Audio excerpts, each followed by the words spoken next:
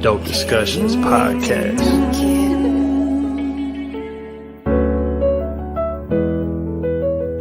Dope discussions, Gator Erica woke discussions, mob ties, how they rock and think they both was cousins, gifting you with their words so you might know you something. Just go and look for them live. They do it every Sunday. Every Sunday. And we gon' bring you that dope. And we gon' bring you that dope. It's Gator beat it, baby. Main state to state, baby, coast to coast. Like the vibe, baby, spark the jokes. And we gon' bring you that dope. So talk with Erica, man, talk with G. And all you gotta do is talk with me. And we gon' bring you that dope. And we gon' bring you that dope. And we gon' bring you that dope. And we gon' bring you that dope.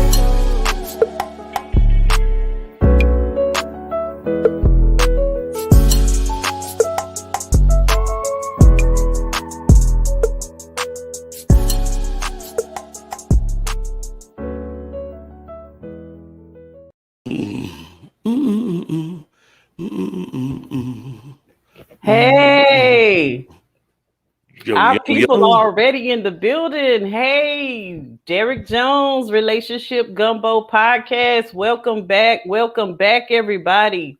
We got TK's Chronicles of a Black Sheep Podcast. Already in the building. Yes. We got Talk to Q radio show. Yo, yo, yo. Q as always. How y'all doing? Welcome back to another Dope Discussion Sunday. We are happy to be here. How you doing, Gator? I am doing pretty good. I am fighting pollen right now. So, by the way, welcome to the virtual congregation. How's everybody doing? I am fighting that pollen. Like literally, my voice is going up and down. I'm cracking like I'm 15 years old. Uh-oh. They trying to take the money maker. Yeah, they trying to take my sensual, silky, serenading voice. You can't be doing that, man. You know? My sinuses try to take my silky, serenading voice. Ain't that some stuff? Yes. Hey, Ursula. Black girls getting their shit together. All our lovely family is in the house. Thank y'all for joining us today. This is going to be a good one. We got another spotlight convo for y'all. We got two special guests that we're going to bring out front and center, and they are going to have a one-on-one conversation. The spotlight convos were designed to have one male, one female guest topic that they are going to discuss, something that I know that they have life experience with, that they're going to share their own personal perspectives and experience about.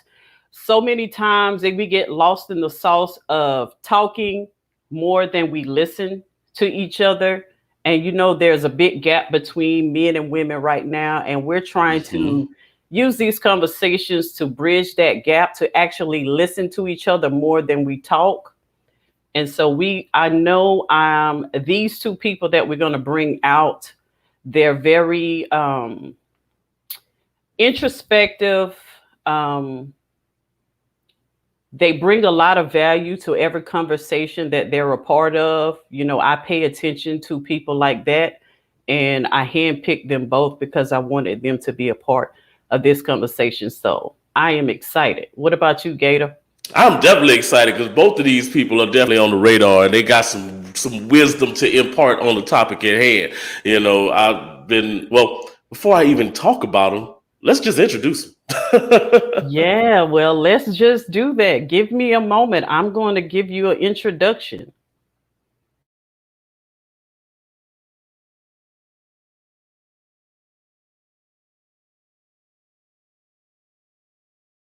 Life isn't fair sometimes. You know, we all go through some things where we may receive a bad hand or whatever. Yeah. But I think what makes or breaks people is when you really decide, hey, how am I going to, like you said, you don't dwell on things. How with something we say, hey, how am I going to take this negative experience or just this event that may have happened in our lives that we weren't prepared for, or that we felt was unfair? How can we make that into a purpose to help somebody? Because when you have power and you don't understand how powerful you are, you can sometimes be irresponsible, and which is dangerous, or at the least you can be flippant with the way that you use your power. And his power is his voice, his testimony, the things that he's been through.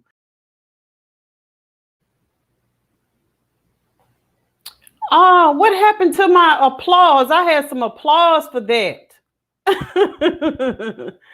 Well, anyway, we're going to do our own applause. So I'm going to go ahead and bring out our special guest, Miss Sharonda Armstrong from the Q Chat podcast, and Mr. John Singletary from the Help Myself podcast. How y'all doing? I'm going to do my own. I had applause all up and through the video, and it didn't even play. I don't know what happened. Is Gator stuck? I think he is.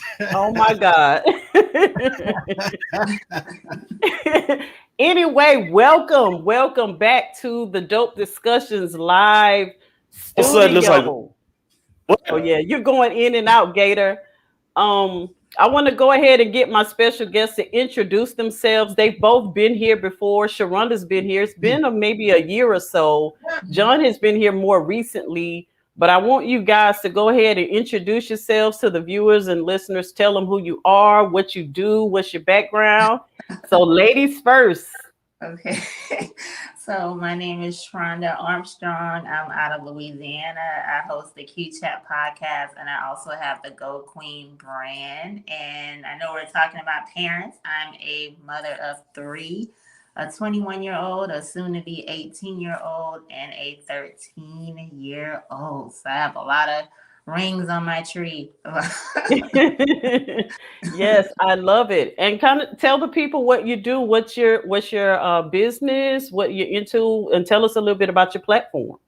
Okay, so with my platform, I started Go Queen in 2019. It was just basically empowerment teas to just inspire women and to tell them not to settle, and just remind them that they were the privilege, the prize, and the package. And a few months later, I wanted to really relay the message behind the teas. So I just came up with the Q Chat. Obviously, Q stands for Queen.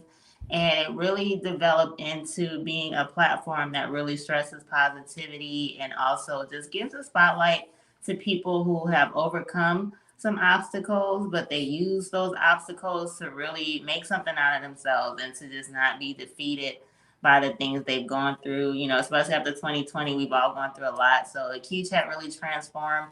And not just for women, because men can obviously grab a lot from the show, but it's just really to inspire people, talk about mental health, also spotlight entrepreneurship, a few entertainment things so that we can still talk about positive things. But that's pretty much been my purpose for the past 3 years. In addition to that, I do also do branding services. I just really don't advertise it a lot, but I have clients who are women as well who want to just expand their brands and get their messages out there. So everything I've been doing has been related to just helping people live their purpose. I love it. I love it. Well, I just want to thank you for accepting the invitation to come and join us and have this conversation today. And now I want to get over to my boy, John Singletary from the Help Myself podcast. Tell us about yourself, Mr. John. How do I follow that up? But look, I'm on here with royalty and famous folks. I had to call my mama and say, Mama, I made it. I'm big time. No, but I'm John Singletary, special needs advocate. My son, he's a 16-year-old nonverbal autistic ball of energy. He's a superstar. So I'm just riding his coattails, to be honest, because he's the man. And I'm just here to chauffeur him to wherever he needs to go. But I'm a 23-year veteran of the Air Force. Current position is the senior enlisted leader for Air Force recruiting and retention.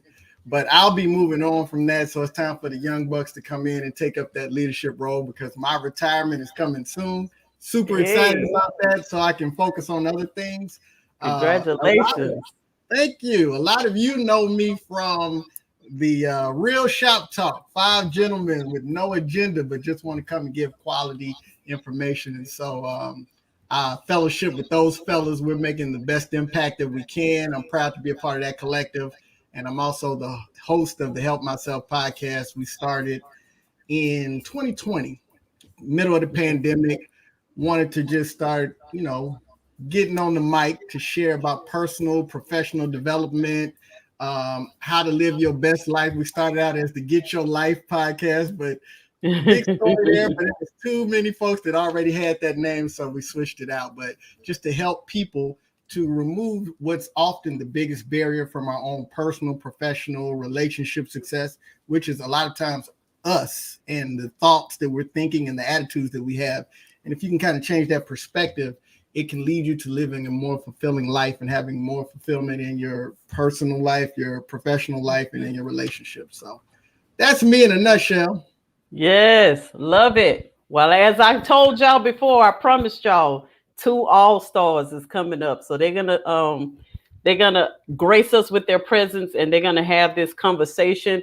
So today's topic, we're talking about dating as a single parent. So I definitely want to hear from these 2 successful, Black, attractive people what it's like dating as a single parent out here in these dating streets of 2022.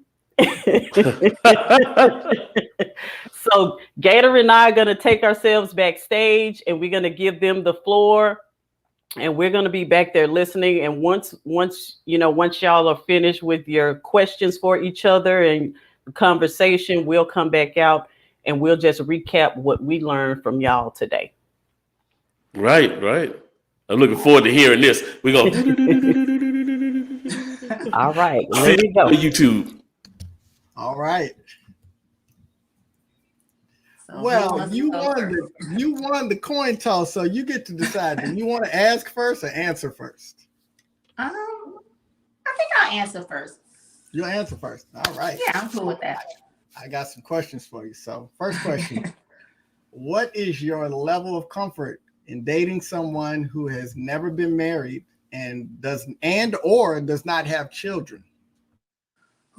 Well, my level of comfort with that is very minimal. I've actually been there, done that, and it was not successful. I can't speak for everybody, but I know from this one particular experience I had, which was about maybe 4 years ago, I dated someone who he had never been married, never had any children, and it really was like being like Charlie Brown's teacher, like wah, wah, wah, like he didn't understand certain things, and like I even mentioned that like my kids were my best friends, and he thought that was weird. I didn't mean that I didn't have any adult friends.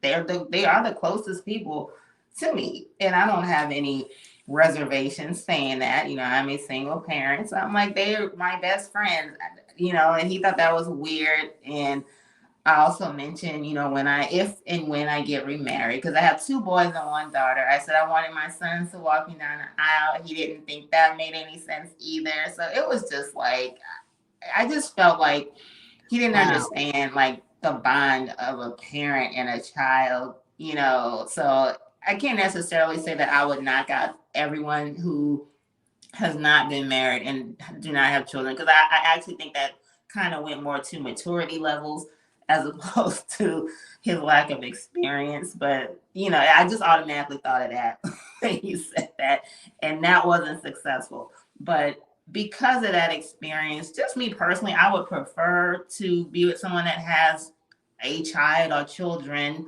not necessarily have been married before, only because, we live in a new world. Not everybody's been married, but they, obviously can be a parent. So, at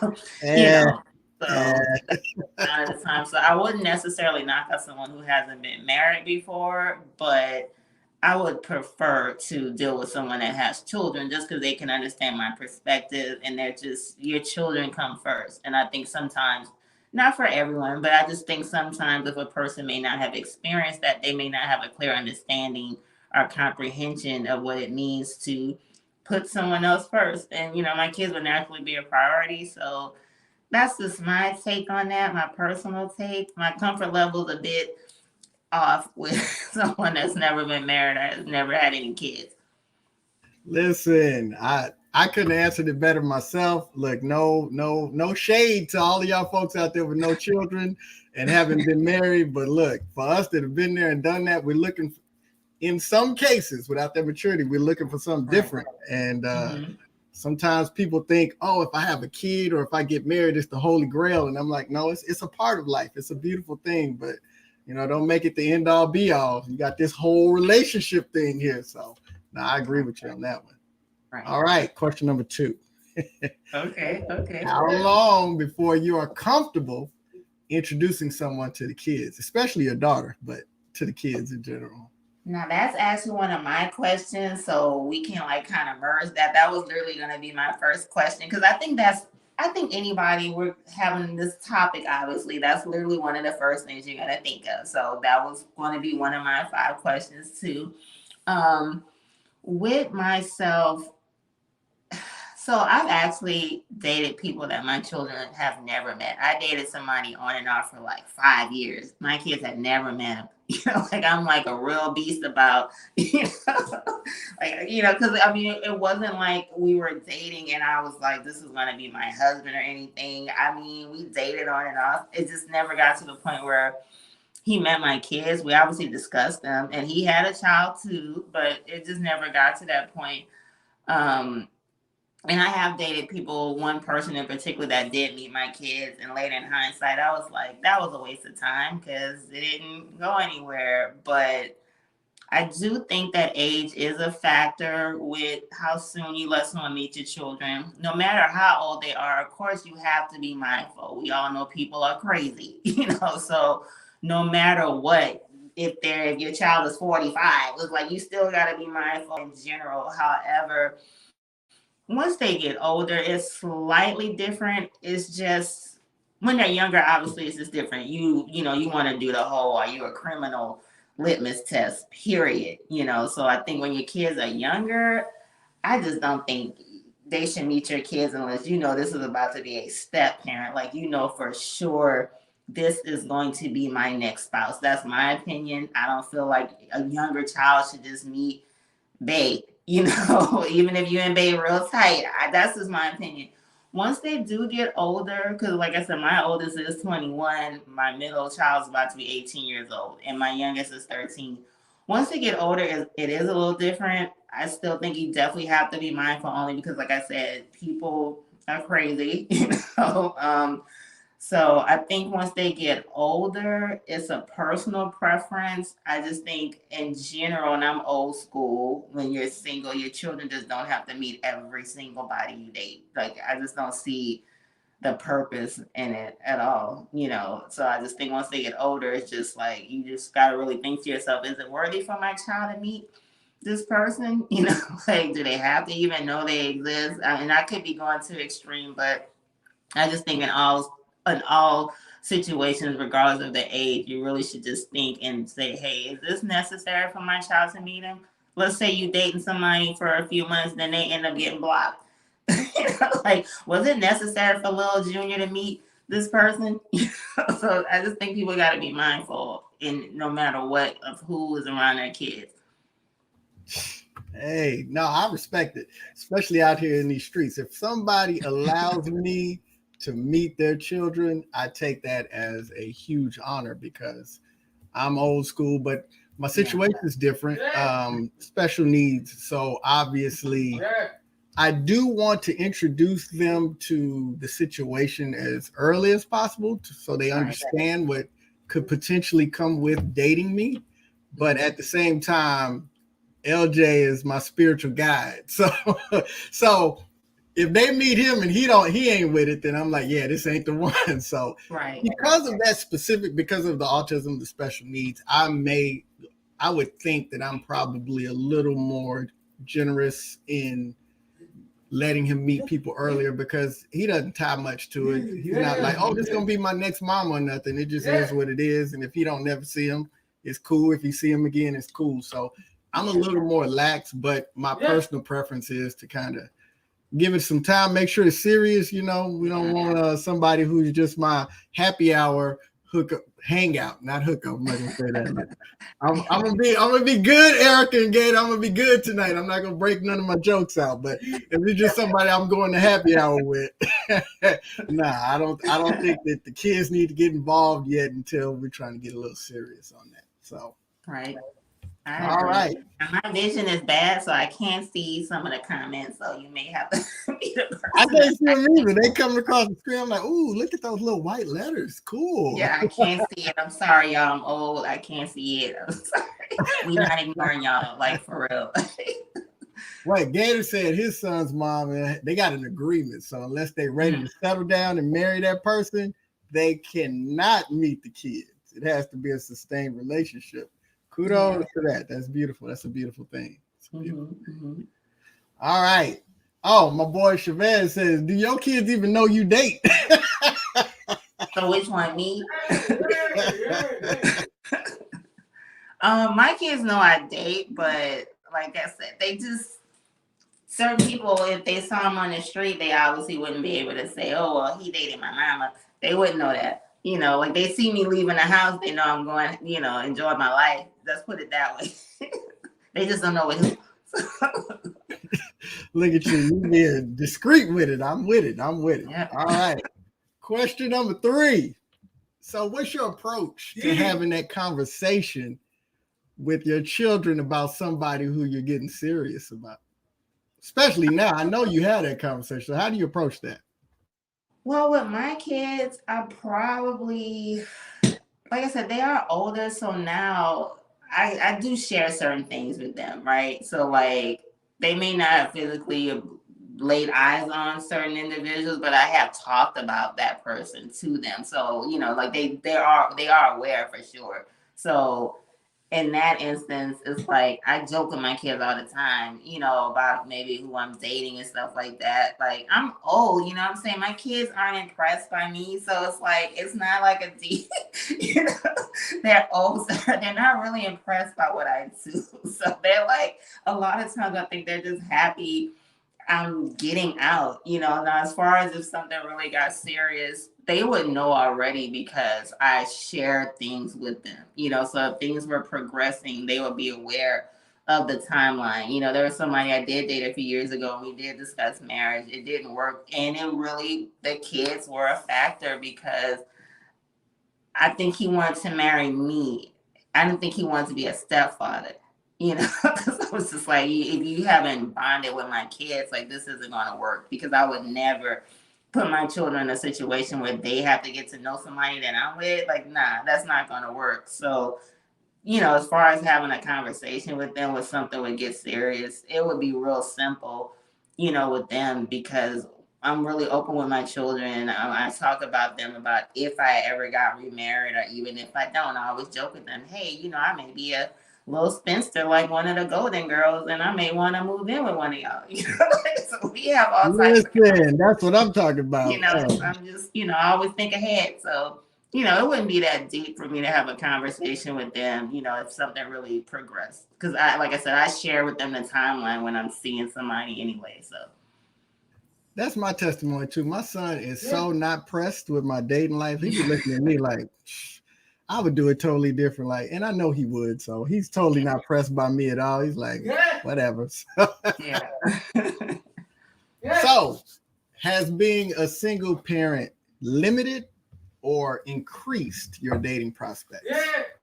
I think it's limited it to a degree, because I just, you know, I date with a purpose. So like when I date someone, I still view them as this could be a potential life partner. So a potential life partner, since I do have a child that's just 13 years old, a potential life partner would be a stepfather essentially. So like it has limited, you know, my dating perspective, and not in a bad way. I just, you know, I just vet them out, I think, differently as opposed to if I was single. Perhaps, you know, just because if I was single, I wouldn't have an issue dating someone that hasn't been married with no kids. I would probably want to find someone that's never married with no kids if that was my life, you know. So I don't think it's limited, but it's just changed, you know, my perspective of, you know, what attracts me too as well. You know what I'm saying? Like, okay, this person has some stability there. You know, they have certain values that match mine, which in turn would create a good family. And, you know, so it's just, I just have different requirements, I guess I should say, as a single parent. So I don't necessarily want to use the term limit, but there's some differences for sure, I would say. I saw a meme that said at this stage of dating for me, I can't date somebody based on their potential. They need to come fully potential. Right. Right, true. That's true. That's fact. All That's right. fact. My last question, and it's less of a question and more of an ask of you, but if you could share one piece of important advice with single parents attempting to get back out in this dating game, what would it be? I would say don't be afraid to get back out in the dating game. I know, like, as parents, we are falsely told that our entire life should be our children. Yeah, our children should be our life, but I think that whole notion should be rephrased a little bit, because just like they say, when the airplane is going down, you have to put the oxygen on yourself before you can do anything for anybody else. So same with dating, you know, my platform is about self-love. If I forgot to mention that, that's all I talk about. So you do have to love yourself. Loving yourself makes you a better parent. It makes you a better partner. It makes you have a better perspective on dating. It makes you know your value and your worth.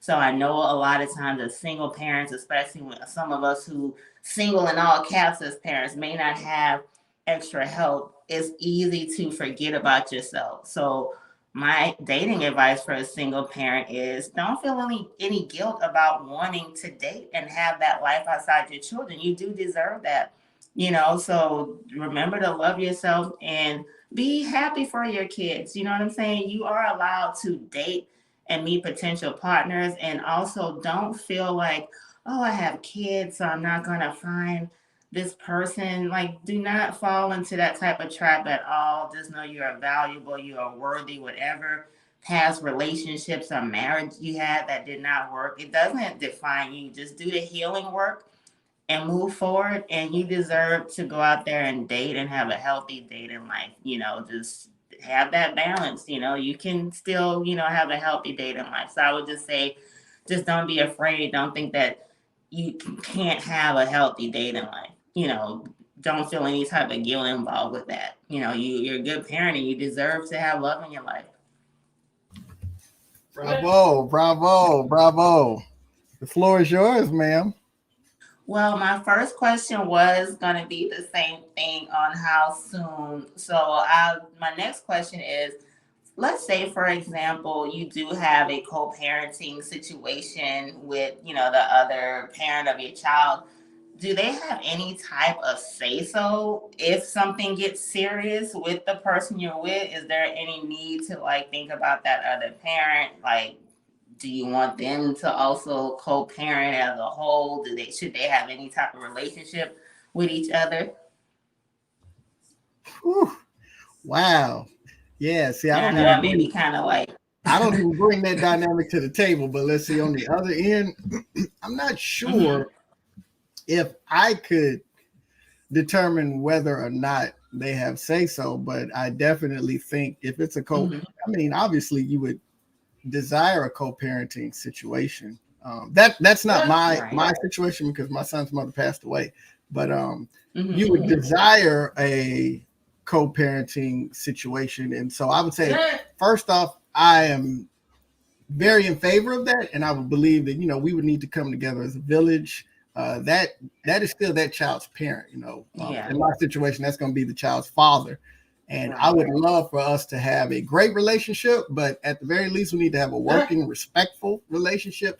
And if for some reason we can't make that happen, then I am definitely open to maybe saying, hey, maybe this isn't the time for us, or maybe this relationship isn't going to work for us, because that is going to cause a serious strain on the dynamics of our relationship. And this isn't just me. So this isn't just me like I come over and, oh, he got attitude. This is me. This is my child. This is, you know, all of that is impacted. And so, you know, my first obligation is to make sure that I'm creating quality atmospheres for my son. So So I would definitely desire for it to be a positive relationship with the co-parenting situation. And, we would definitely need to be somewhere close to the same page. Mm-hmm. Right. I do feel that it's, if possible, it would be great, to have a healthy relationship with the step parent and the biological parent, only because, like you said, there are children involved, just for it to be a conducive, nice, flowing relationship. I know that's not, a perfect world for everybody, but I feel like if that is an option for everyone to be adults and have some type of communication or just some type of way where not one person, maybe they don't feel like someone's stepping on their toes or something like that. I think that would be a plus, because I know that sometimes tends to be issues when people get really serious, especially if they want to get married, it can cause some problems. So I think, it's cool if people could get some type of relationship going. And that's also dependent on the age of the kids too. And I'm thinking about people with younger children, but So, my next question is, what if you are dating someone and you really like that person, but you introduce them to your child and they're like, I don't like them. So it's like, what do you do? Do you cut that person off, or do you find out, hey, why don't you like him? Let's try and work this out. What should you do? I'm not a cut that person off per se, especially if I don't feel like they've done anything wrong. But that's going to be a tremendous hindrance to going further in a relationship. So I tend to be patient, because my ideal is, if I'm looking for a relationship to go the distance, then I would rather measure twice than cut once. So I tend to be cautious when it comes to that anyhow. So I'd be willing to give it some more time to see if this is something we can work through. But if eventually it comes to a point where those two just aren't going to get, be able to get along, then, I might have to respectfully keep it moving and find a situation that works for all parties involved. Because again, for me with the special needs, my son is going to be a big part of the equation. So it's not really tenable to consider a long-term relationship where my son and my partner, they don't vibe. Right. I feel like, and like I said, it all depends on the situation, but I think first a conversation is needed as opposed to just immediately cutting the person off. Because sometimes the kid just may have other reasons why they don't like them. They may just also have an issue seeing their parent with somebody, with that isn't the other parent or whatever. There's so many levels why sometimes a kid may not like somebody. Of course, if a child doesn't like someone, you should definitely find out why. But I think it's just a lot of layers to that. It's worthy of finding out why, because sometimes it's something that could be worked out. I'm speaking of serious relationships. It could be something that could be worked out, and it also could be something maybe the child sees that you just have been oblivious to, that they can point out that you may not be able to see. I know one guy in particular that my kids did meet, and like I said, my oldest is over 20 years old, and he was just like, this guy is weird. He just he's something about him he just didn't care for. And I actually thought about it, so I was like, okay, I can see his perspective on it. So I just think in any situation, of course, listen to your kids, but also just find out why, and just make sure it's not because they just really don't want to see, mama dating, or anything like that. So my fourth question is a little taboo. So is there ever an appropriate time to have an overnight guest around the kids? Like, is there ever an appropriate time to have that overnight guest? Like, if you've been dating for such a long time, is it ever an appropriate time for that? Hey, look, if it's time to be grown, it's time to be grown. Like, that's why I make sure my son's bedroom is way on the other side. Maybe I should be more respectful about it. That's a conversation, but I'm not opposed to it. I mean, if you get there to that level of the relationship, and that's what it is, and that's what it is. I'm not gonna lose it over that, but that comes with qualifications. It's not just like, oh, I just met you, let's do that. It's like, yeah, and it could be a quiet sleepover. I don't snore, so it could be a quiet sleepover. But no, I'm not opposed to it. But again, that's conversation, that's time in, that's a level of comfort. Because I mean, even before we get to bedtime, this is somebody that is in your home.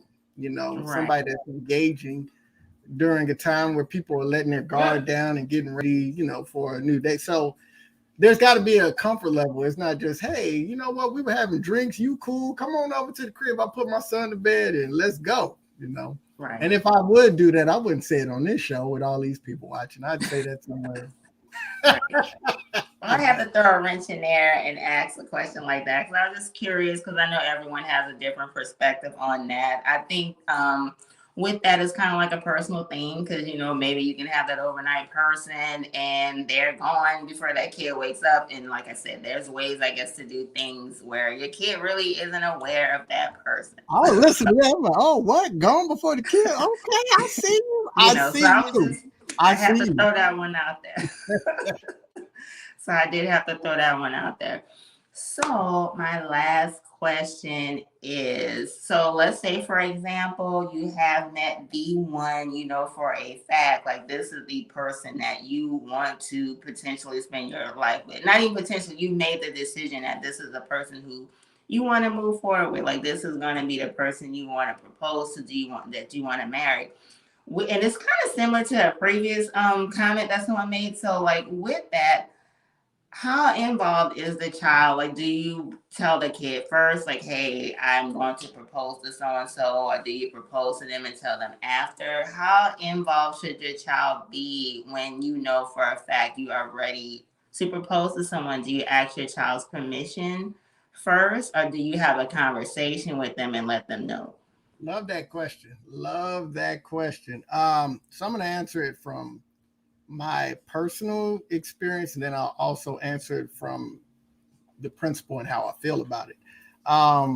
Personally, yeah, I refer to my son as my co-host and my co-pilot. So he's going to be involved. He's going to help me pick out rings and all that stuff. He's going to be very involved. So yes, I'm not going to pop out with the share my life, and I ain't talked about it with the person who I'm sharing my life with. You know what I mean? So he's going to be very involved. But I do believe, this is you're going to spend your life with somebody. This is a decision, and this is a situation that's going to impact everyone's lives that are connected. And so I do believe anytime you're making decisions like this, conversations need to be had. Communication needs to be free flowing, not just, or at least I would like to think I'm single as single comes, but I would like to think that I wouldn't just make a huge decision like that on a whim.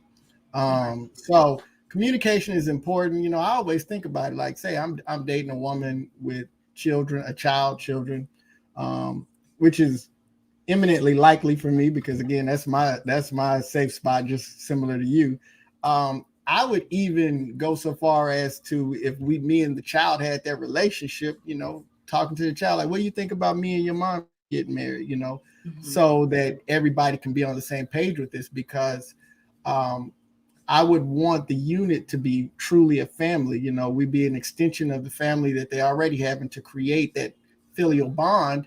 And that's not a good way to start doing stuff in secret and then say, okay, let's get together and be open and communicate, even though I did all this in the dark and now I'm bringing it out in the light, like, haha, here we go, So. Yeah, so I definitely believe that they should be involved. I think, I think you really could do some dope stuff if you get the kids involved, because they know some things that you don't know, and it could, speaking of kids, they can set you up with some good stuff. So I'm with that communication beforehand. I agree. I think with anything, of course, communication is the key, especially something that serious. Definitely communicate with your child for sure, because you don't want them to be in a situation, even if they and I'm bringing out a scenario like they know this person, they've been around them, everyone's getting along. Sometimes it's different to say, okay, I'm about to marry them, so you never know how people may react. So I definitely think communication is great to just talk to your child one-on-one before you even bring, because sometimes people may want to, okay, we're both going to talk to them and tell them we're going to get married. I think sometimes it's good to let that child understand, like, you still got me, you know what I'm saying? No matter if I bring in this new partner that's going to be here permanently, you'll still have access to me one-on-one, like we started out. So I think it's important to still have that one-on-one conversation with your child. Make sure you know 100% their true feelings with everything. And in a perfect world, everything will work out, in a good way. So. But we still out here single, so we know this ain't a perfect world. Right, for real, I hear you. Yes, I love this. Y'all can keep going. We just gonna So that was our take on the whole single parents dating in 2022. But like you said, we still single, so we know experts. So I'm trying to Don't tell shoot you, the the messengers. last person in the world you want some date advice from is my single. Look. like, please don't shoot the messengers. yes. Well, but that's the reason that we're here, though. You know what I'm saying? Because we all want to add our little bit to the conversation. Nobody's perfect, and none of us have completely figured it out yet. But having the conversation allows us to kind of, work those kinks out of the fabric, to where, everything becomes a little bit more understandable for, people who are listening and for ourselves in general. So this is what this is for. And I see a trend of people who complain about dating at this in these times, and they complain, women think that they have it bad, and then men think that they have it bad. And so that's why it's good for us to come together and see that we are all dealing with the same things on each side. We're just not listening to each other, because we're just looking at it from our perspective.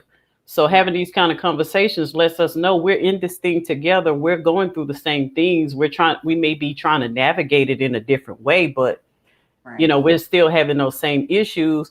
The question that I had for y'all, that I thought about this today, I want to see if y'all gonna answer it honestly.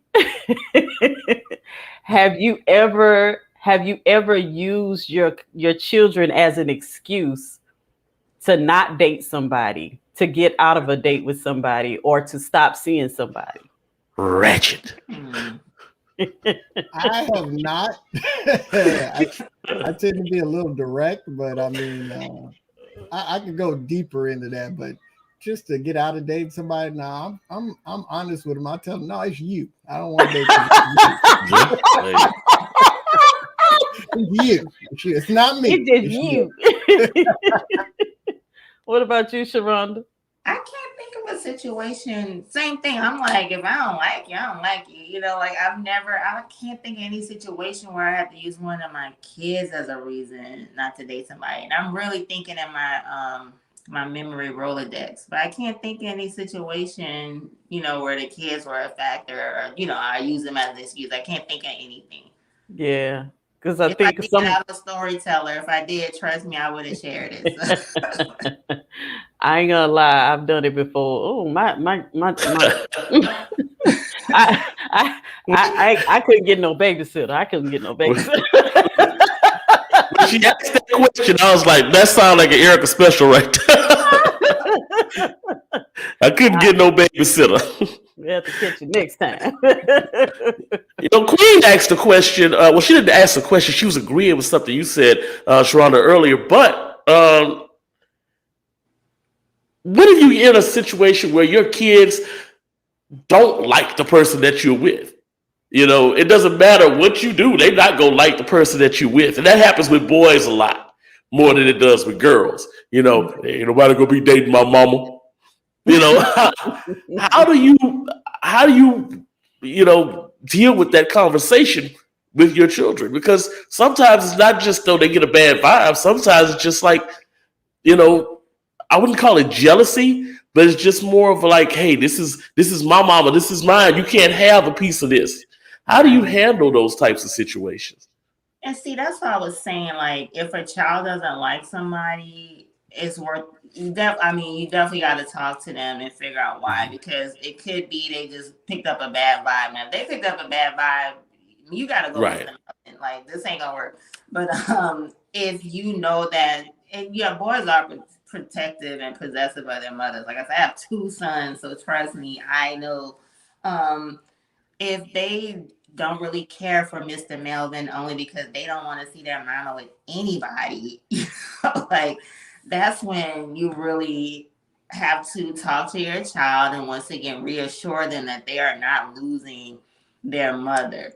I also feel like in a situation like that, you have to be 100% sure that that partner is a mature male, okay? Because I've dated men who I felt like, the one I gave the example for, he gonna live forever because I just mentioned him like 2-3 times. Like, he was childish, so it's like, because he hadn't had any children, and I don't think even though I'm like, you got a mama, but I don't think he understood just the bond I have with my kids, and like I said, I think that was because he had some type of male jealousy or something. That situation did not last long. So you have to, in that situation, if your child is feeling some type of way only because they don't want to have the feeling they're going to lose their mother to that partner, you also have to make sure this partner better be extremely mature and understand how to also make that child not feel threatened by their presence, like they're going to take their mother from them, and that and that the child can't feel comfortable, So, and if they can't understand it, well, he do have to go, So it's like, your child still comes first. But I just think that partner too has to be really mature so that they can also, because if the child feels that, well, obviously they've met this person, so they have to make the child feel comfortable too, because it's a team effort at that point. Because you want them to get along and you want them to like each other, and you don't want the kid to feel threatened. Yeah, I identified with what you were saying earlier about you've dated some people who've never met your kids before, and I'm really, really picky about that because when my kids were younger, I was dating this guy. It was a long-term relationship, but as it progressed, I started to see a lot of red flags in that relationship, a lot of jealousy, a lot of it was going towards abuse, and I felt like it was going to escalate into physical abuse. And so I got out of that relationship, but the thing was, he was so tight with my boys, and my boys liked him so much that when I made the decision to break off that relationship, my oldest son was upset with me. And he was mad at me. He was like, he's a good guy, and why you want to break up with him? And you just don't want nobody good. And I was like, little boy, look, get out my business, because you don't know what's really going on. You know that he treats you nice. Yeah. And he's baited you in, but you don't know what I'm dealing with him one-on-one in this relationship. I know what I'm seeing. And I'm not going to stay in this relationship because you like him. Yeah. Right. He was mad with me for some time after that.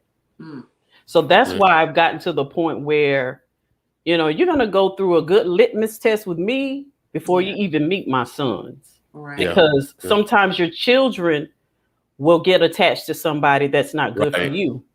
And I think that's the overall fear in general. Like, you don't want your child, like, because it could be the exact opposite. They could really, really like that person, and then all of a sudden you're like, this is not working. Now my child has attached themselves to this person, especially when they're coming from a broken parenting situation as is. That's the last thing you want to do.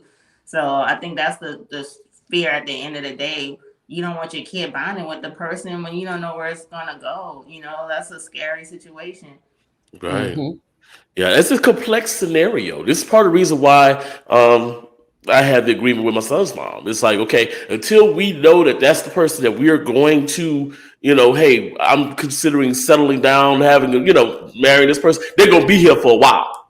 Until we know they're going to be here for a while, then we don't even want to expose my son to that energy, because we know that he will get attached and he will start looking for them. Or where's the lady you were with? She's not here this time. So yeah, because of that, just to be protective of it, because they can, kids can attach, and my son's autistic as well.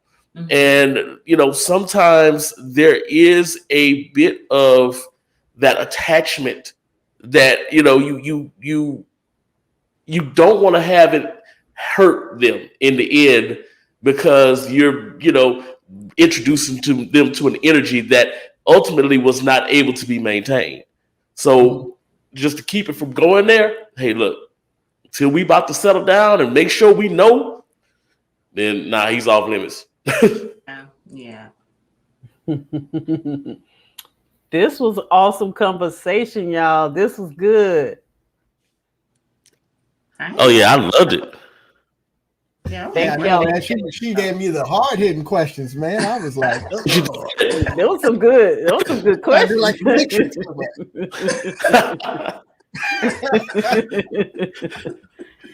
I mean, and the thing you said about the guy who said it was weird that your kids would walk you down the aisle, I was like, what? Yeah, so imagine that was like, okay, this isn't gonna work. Oh, it's definitely not gonna work. Right.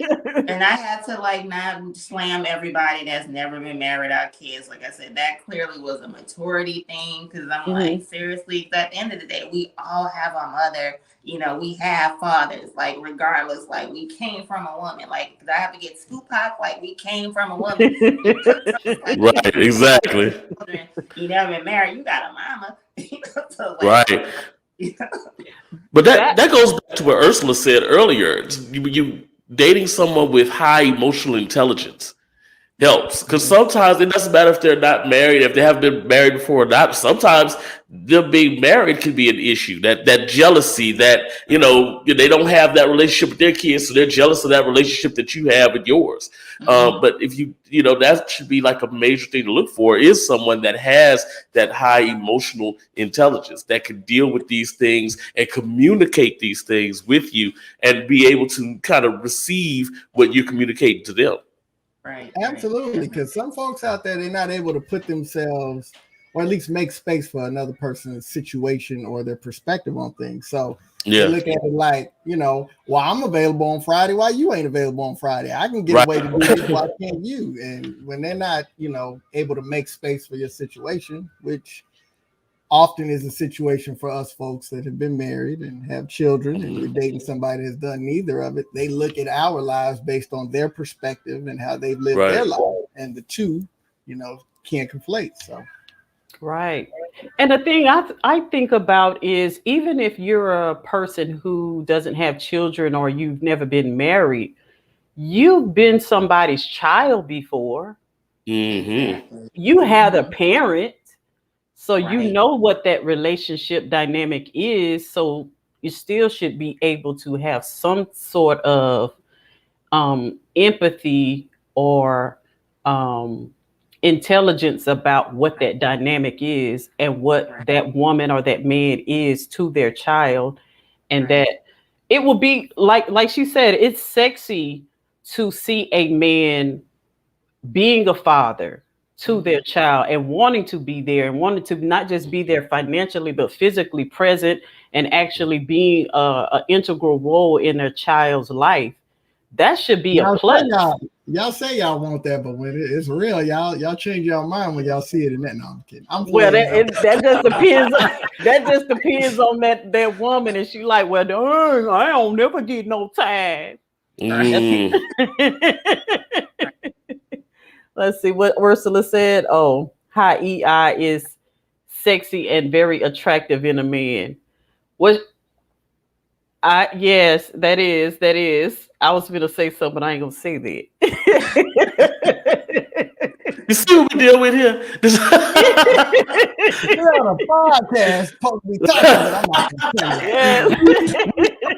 A Christian podcast on a Christian platform. Right. That's what another. Did you hear that question Sharonda asked me? She won't worry about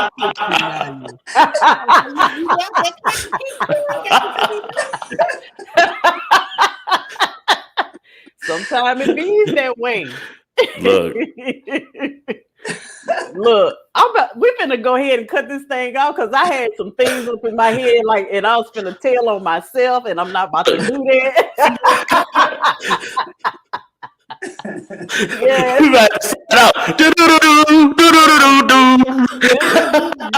That be the after show. That be the after show. Come on, give us that note.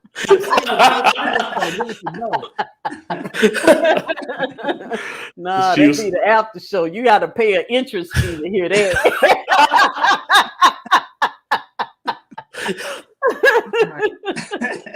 Yes, well, thank y'all so much. Thank you, John. Thank you, Sharonda, for joining us today for another dope discussions. Y'all very much brought it with the questions, with the answers, with the insight. No, Ursula, you always trying to get me to say stuff I don't need to be saying. Yes, but before we get out of here, tell the people again where they can connect with you, where they can follow you, where they can find you. Who's first? Ladies first. You can find me on Instagram. I am _Go Queen. That's GEAUX. I am from the South. You can go to my website, www.goqueen.com, or to make it easier, www.theqchat.com. And you, on that website, you have access to my blog. You have access to the merchandise I have.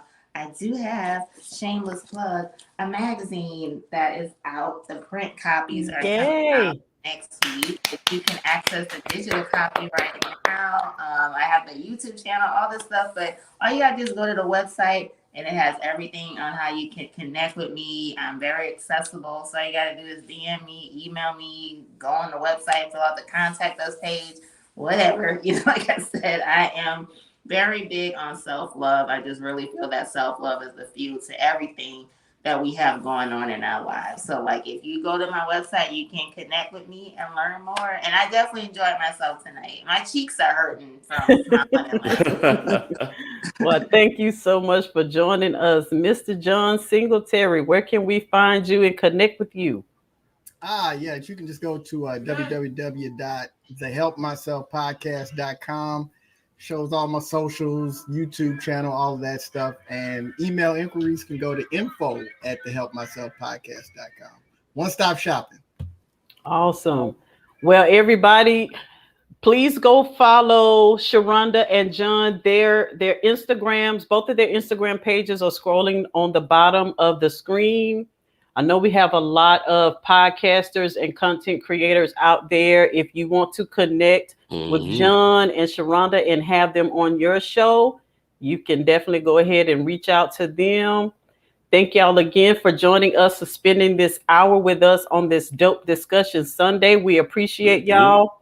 We appreciate everybody in the comments. People are still trying to get some questions in. How difficult is it for parents to draw a line between doing what's best for them and doing what's best for their children when it comes to the parents' relationships? It's super hard. Yes. We don't know where the line is. We're working on it, but it's hard. Like that's a balancing act. It's a hard job. Yeah, it's very hard. That's a balancing act. I hate to tell people that don't have any kids, if there's any, it don't get easier. Trust me. So, right. They get older. That it's like, it's hard. Okay. We're just not getting to the point in our life where we're breaking that programming where you have to give up your whole life for your children. Yeah. And we're learning that that's not feasible. You know, you create miserable parents. You create parents who resent being a parent. Yeah. Right. One of the, like, quick story. One of the reasons that, it was a weird situation when my son's mom and I split up and we divorced. She was pregnant when we were divorcing. And it was a scenario where we had to make the decision of whether or not we were going to stay together, and just raise him, or we were going to just co-parent, because we was at each other's throat. And we decided to co-parent because ultimately the job of a parent is to teach your children how to live. Right. And we did not want to bring our son into an environment that was full of toxicity and, all of those things. So I think when you're dealing with a scenario like that, where you try to debate on, where that line is, remember that your purpose as a parent is to teach your child how to live, to help to grow them. So how can they learn how to live when you are repressing your life? That's good. So you have to. I think, and I came from an old school environment, and it's not even that. Generally, people are told, oh, you put your kids above everything. And like I said, that's not actually a healthy thing to tell people. Like I had to reprogram myself for the longest. Like I didn't have any life outside of my kids. And then it's just not feasible. You know what I'm saying? Like you have to you have to pour into yourself, because once again, because you will become resentful. You agitated all the time. And nobody wants a miserable parent. So I just hate that verbiage, because a lot of people are told that. And I understand what they mean, but some people take it on a literal sense. I think all of us probably on this panel have taken that in a literal sense at one point. And then you find out the hard way, like, wait a minute, that's just not healthy. Right. It creates that resentment, and then it creates that guilt because you feel that resentment. And I remember as a young parent, like even if I wanted to go to the store to buy myself some clothes or something, I would feel guilty for buying myself something. So I would buy my child something first, then give myself permission to buy me something so I wouldn't feel so guilty about it. Yeah. I think we all been there shoes, but we supposed to show what children, how life is supposed to look, and we out here showing them how it looks to be miserable all the time. And they wonder why. Exactly. Yes. And live your life while you got your life. Don't be waiting till you 63 years old talking about you about to have a hot girl summer. Because I was all the time. And I'm like, really? Have your hot girl summer now. That's what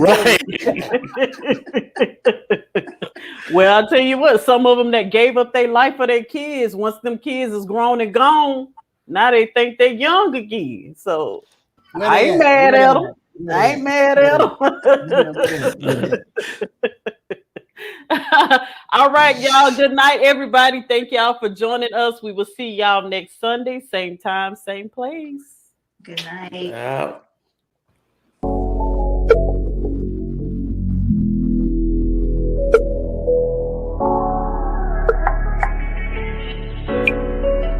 Thank you.